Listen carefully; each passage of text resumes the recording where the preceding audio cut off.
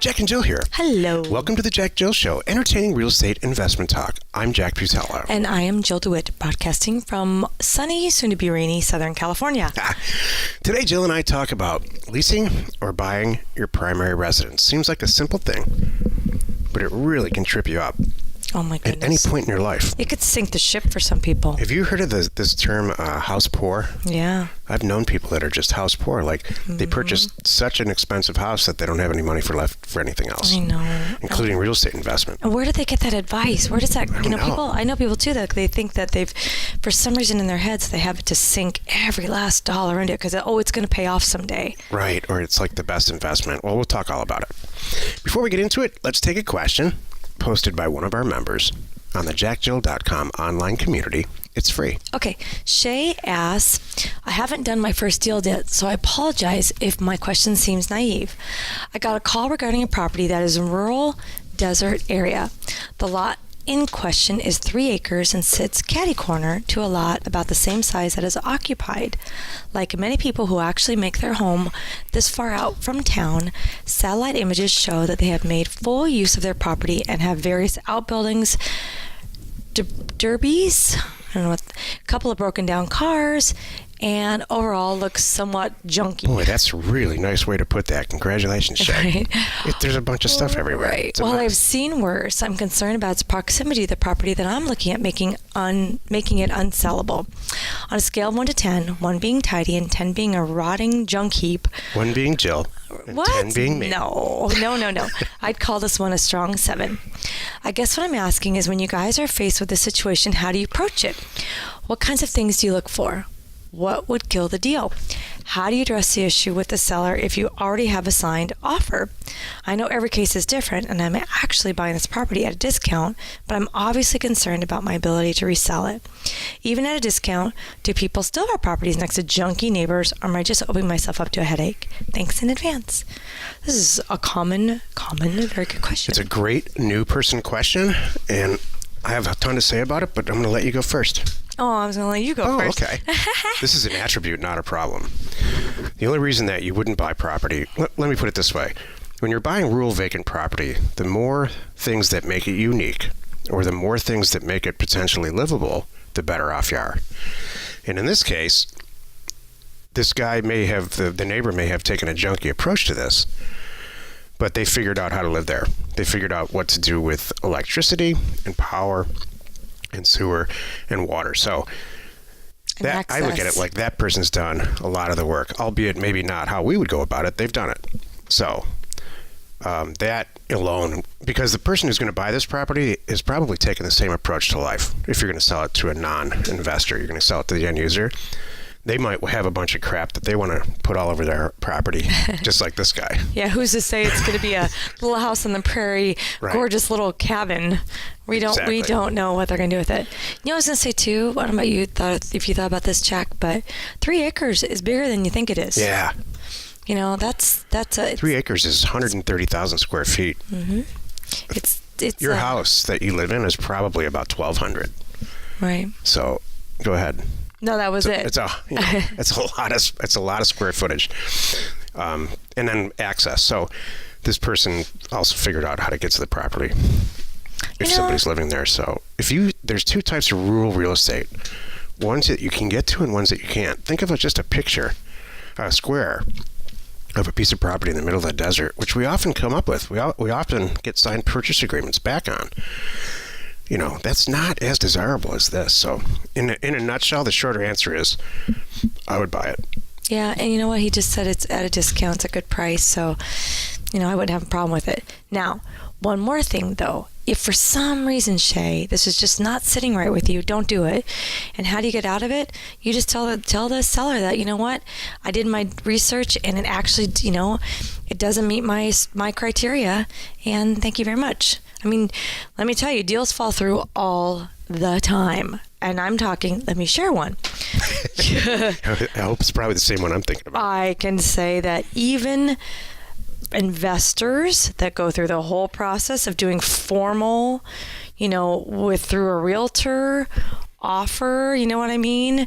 All signed, everything through there, and you're open to escrow, like it was all that legal and legit, they could still change their mind and go, you know what? Never mind, we don't want to do this, and walk. Right. So I don't like that because I hate it when that happens to me, but It just happened. right. So here's my thing: do the right thing and do it quickly. Just say don't drag it out, and that's fine. I mean, at least this person, it was only 3 days. It could have been 5 days, 7 days, 10. We were going to close in 10 days. They could have done it the day before we were going to close, technically, But so I'd say just tell the person quickly, thank you very much. I know I know you accepted my offer. It doesn't meet my criteria after all. I'm sorry. Well, don't let this deal go to waste. Go on Deal Board on. Is it on Land Academy or Land Investors? Go on landinvestors.com and go to the deal board that we've set up for members. Somebody If you're a member, want it. It's true. Somebody will buy this. Don't let it just. If it's out of your comfort level, then Pass it. right. And then one more notable point. There's a few things that if you actually visit a piece of property that you see that are a tremendous environmental concern, you need to get back in your car and leave. Good point.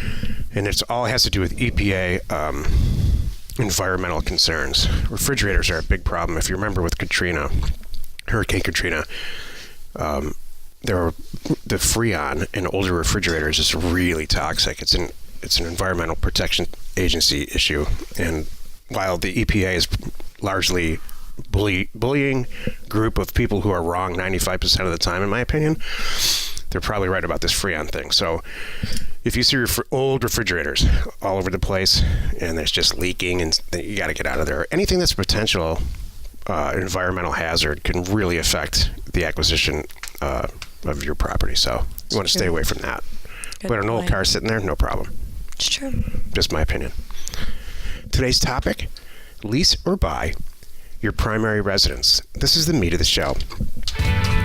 Everybody since we're real little children, most of their real estate training inadvertently by our parents' decisions on what they do with their primary residence, with their house. Houses are so important. Everybody needs a place to live. So this can be really good or not so good. For instance, my parents purchased the primary residence or residences that I lived in, and they did okay. They purchased them, they resold them. Jill's parents did incredibly well for most of her early childhood renting. Yeah. And then made several good real estate deals, I guess, when you were probably out of the house. First house they bought was when I was 18 years old. Mm-hmm. And they bought it from a bank. And my mom went to real estate school so she could find the asset and buy it herself without the commission stuff. That was the best. They knew how to do it back then. So what do you think about that? How do you think that affected the rest of your real estate career watching that? Yeah, I think it did too. Because the rate was so great where we were. This is my first point on this whole topic is where are you in your life? And you know what? And I didn't even think about my parents, so thank you for asking. Where my parents were in life was young kids, didn't have a lot of money, whatever, saving was hard to do. My dad was, different jobs, not, just trying to get going and building up with, get on with a good airline back then took a lot of time. So, and it was expensive. So they they found a very nice house in a very nice neighborhood in Orange County, California, and rented till I was 18 years old. And then they had a chunk of cash. Dad had got, and then too, I remember they did it right. As far as I'm concerned, they saved up a chunk of cash so they could buy the right house, and they did it. And then that set them up. This is the absolute right way to do this, by the way. And then from there, they went from, selling that house that was in Laguna Hills to buying a big house in Grapevine, Texas, and that set them up. I mean, it kept getting better and better and better. Sure. So, and then they had the time and the resources and the maturity to make good decisions. Well, then, and after that one transaction, I think is when my dad figured out, wait a minute, you don't have to be an agent to do this. So they started buying and selling properties. Remember, my dad had his own, he had like 10 or so properties in the Texas area that he bought himself and he was his own landlord and rented them out, and did it all on his own. So it was good. So it really set the tone, and I think they did it right. I'm a huge fan of renting your primary residence for a bunch of reasons. I just don't think. I think the old school model that at least people our age are used to is people from the 50s and 60s and 70s buying property for way, way less money than it's worth. Where Jill and I live right now, a property could be purchased for $60,000 or $70,000, and it's worth $4 or $5 million now. Those are commercial real estate margins. It's crazy. So that's that's fantastic. That's great. But statistics show people just don't hold on to properties for 30 years anymore, right? Or even 15. Right. There's a lot of moving around. Most of it's because of job mobility. So the way to make money in real estate is not by paying a mortgage over 30 years anymore. While that was very viable at one point, and still could be viable today if you just know you're going to live there for 30 years, I think it's better to buy property cheaper right up front so that you are purchasing an equity position, a positive equity position right out of the box. So you're saying, wait, this is my thing. Wait, save up your money, pay cash for it. Yeah. At the right price. Not cash, but, don't put 3% or 5% down on a property where you're buying it retail out of the MLS with a real estate agent that's already been all cleaned up. Right. That's one of my points. My big point is, if you're part of this group, you already know how to make a tremendous amount of money in real estate. You're already doing it on every single deal. Or at least if you're starting out, you're learning how to do it. So you don't need... Here's the real problem with buying a primary residence. What's the first thing that everybody does? Oh, let's paint it. Let's move this mall around. Let's nest. And all it is a massive distraction in what I think you should really be doing in life. Whatever that is. I don't know. You probably disagree.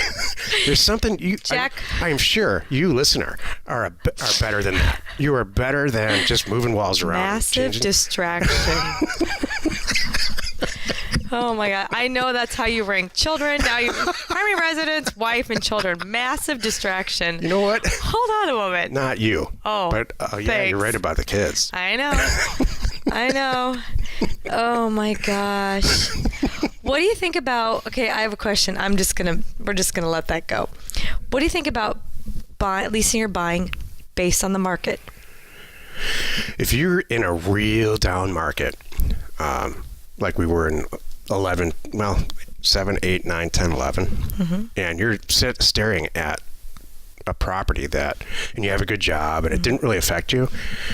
You have cash in the bank. And you have some money, a rational amount of money to put down, let's say 20 or 30%, then I think you should maybe think about it, but then ultimately probably not pull the trigger if you're young. It's just a distraction, Joe. It stops you from making the decisions that you should be making, even at our age. Like, what if there's a fantastic job opportunity in France? So you rent it out. You don't like that? No. Oh. Well, I'm a fan. So here's thing. Here's what I love to do. I think buy a house, all right, and sell it for $40 or $50 or $80 or $100,000 more. In some cases, a lot more immediately because that's the business that we're in. Well, that's true. But let's just say you build up. Let's talk about this then. What about the difference in your bank balance? Okay. The first scenario is you're young, you're starting out, you don't have a big bank balance. So, rent forever. There's nothing wrong with that. Build up your balance, build your balance. Now, say you've been doing this, and now I have $300,000 in my bank balance, Jack. Now, what different decisions would you tell me to make? Is it better to spend let's say you have $300,000, you spend $200,000 on a house. Now I have $100,000 left. Now I'm going to ask you. Or should I take $200,000, buy a house, resell it for $300,000. Now I have that $300,000. I still have the $100,000, and then on and on and on. Is that use of that $200,000 better if you're a proficient investor, or should you spend it on a house? No, I'm saying you're not an investor. I'm saying somebody who's not an investor, like just somebody. What if I'm a doctor and I'm very happy being a doctor, and I've actually been saving my money. I'm just asking this question because doctors. Well, I know. Let's not go there. Maybe that was a bad example. If you're an engineer. You're a fisherman. Auto mechanic. Yeah. How about your awesome auto mechanic? Auto mechanic marries a teacher. Perfect. I think that's a great example. And they don't have kids. They don't have kids. And they've worked very hard. They are 30 now, and they have $200,000 in the bank because they worked hard. And that's okay. Would you tell them to go spend $150 on a house and pay cash for it? Pay cash. Yes, I would. And then that's where I was going with that because I thought that's how you felt, and I do too. You should have been a lawyer. Why? You just got me to say yes. Oh, it's not hard.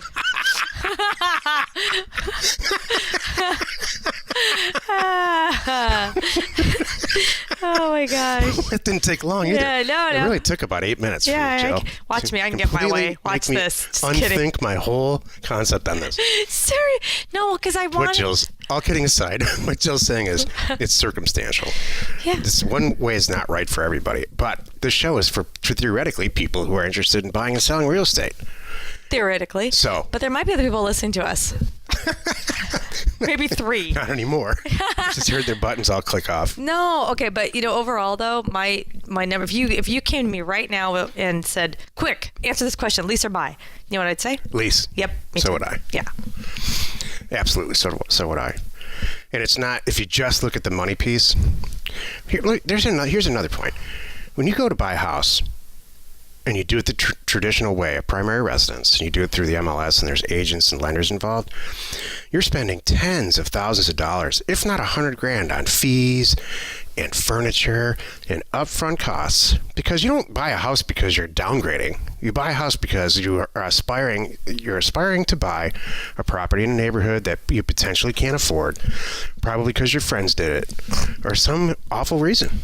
And so you're spending, I see people deplete their cash. That's what bothers me the most about it. Then that save up example, you've got a bunch of money saved up, just leave it alone. Or really invest it wisely in something that you're taking all the risk out of it because you studied it. And that's how you get ahead in life. Mm-hmm. Your primary residence doesn't matter. It's just an ego thing.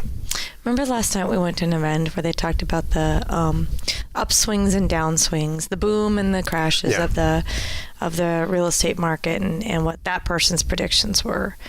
Would you suggest people to start building up a little cash thing and sitting tight for 3 years and watching what happens so they could There's money to be made in a high market and in a low market. Mm-hmm. So no, I don't think sitting tight and watching TV is ever wise. You know what? Okay.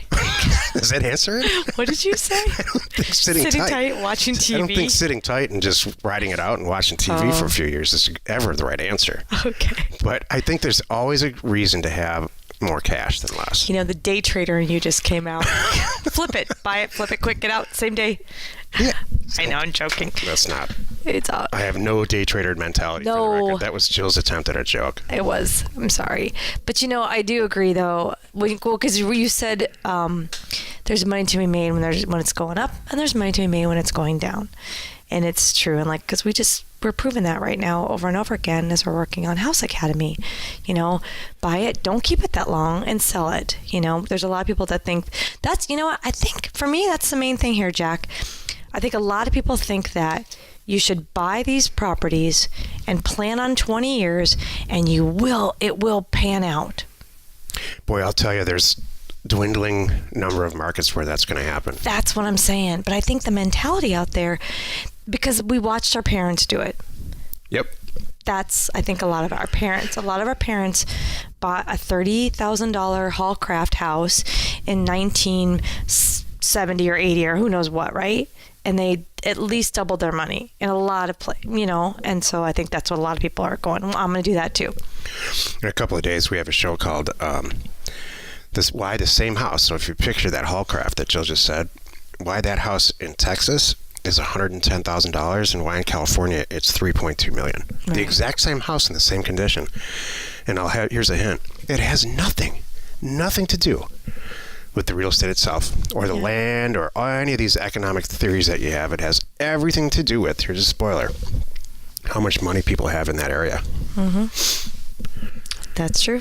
So Jill's example of the old school model that it will go up is just not the case. I have too many examples, starting with my father's last primary residence, where he purchased it for $700,000 or $800,000 right on the water in Michigan. Lived there for 15 or 20 years and purchased for the same price. I mean, sold it for the same price. And so he in effect rented that house. Right. So from himself. But here's the bad news. Every time the roof started to leak or any kind of maintenance had to go on, you had to come out of pocket for it instead of paying rent. Right. Instead of paying asking the landlord to fix it. It's true. So, there's a lot of ways to cut it, and a lot of them are real estate specific.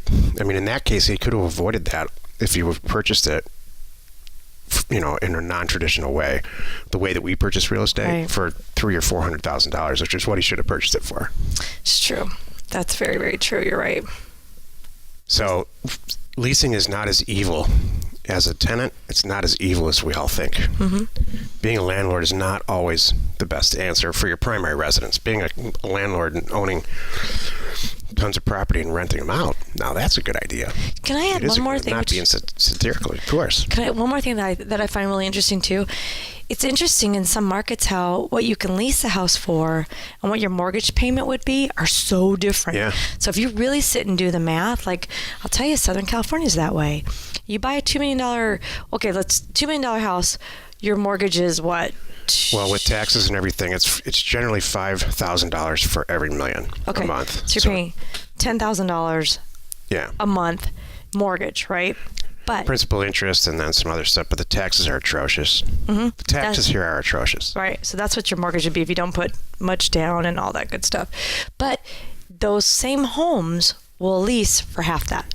Or less, right? Mm-hmm. That's a great point. So you just have to really look at the deal and really sit yourself down and your spouse down and say, is this really what we want? Exactly. That's true. Is it worth it? And where are we in our life? Mm-hmm. And where are we going? Right. Well, you've done it again. You spent another 20 minutes with us listening to the Jack and Jill Show. Join us tomorrow where we discuss how to find a money partner. Oh, and we answer your question, should you have one, post it on JackJill.com, our online community. Go there. It's free. You are not alone in your real estate ambition.